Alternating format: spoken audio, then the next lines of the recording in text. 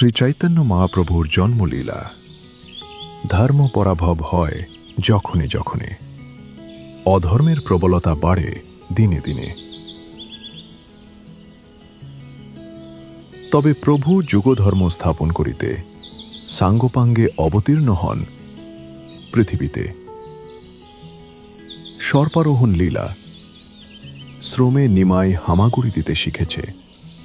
একদিন হামাগুড়ি দিতে দিতে গৃহের এক স্থানে একটি বৃহৎ সর্পকে দেখতে পেয়ে কুণ্ডলীকৃত সর্পের উপর শয়ন করে শেষশায়ী লীলা প্রকট করলেন।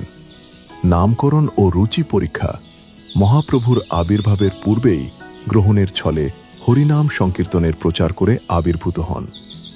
এমনকি যারা জন্মেও কোনোদিন ভুলক্রমে মুখে হরিনাম উচ্চারণ করেন নাই, তারাও সেই দিন উচ্চ নাম কীর্তন করতে করতে গঙ্গা স্নানে ধাবিত হলেন।